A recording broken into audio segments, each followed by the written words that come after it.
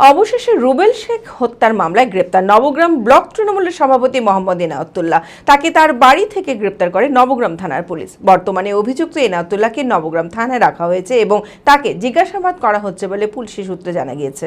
মানসিক স্বাস্থ্যের জন্য সবার আগে যে নামটি মনে ভেসে ওঠে, সুস্থ মনের ঠিকানা মনোবীক্ষণ। যোগাযোগ নাম্বার 7477799513। চলুন চলুন দাদা কি বলবেন? কি বলবেন? এটা কি রাজনৈতিক প্রতিহিংসা মনে হচ্ছে?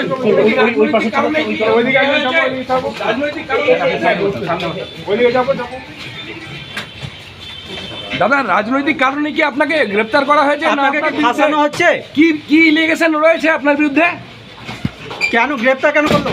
নবগ্রামের রুবেল শেখ হত্যার মামলায় গ্রেপ্তার নবগ্রাম ব্লক তৃণমূলের সভাপতি মোহাম্মদ এনায়েতুল্লাহ।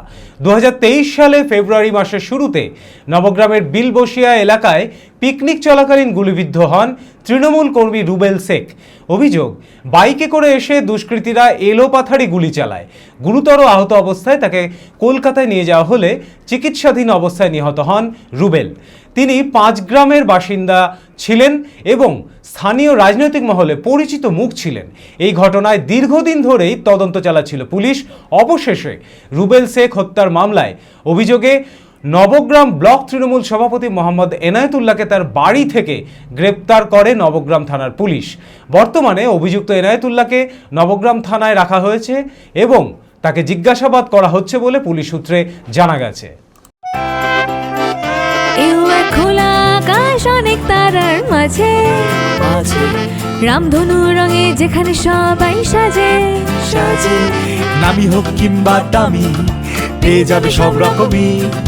ছোট হোক কিংবা বড়, কেনাকাটা হোক আরো আরো।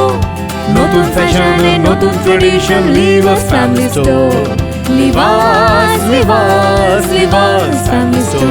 লিবাস, কাতাই, বহরমপুর, মুর্শিদাবাদ।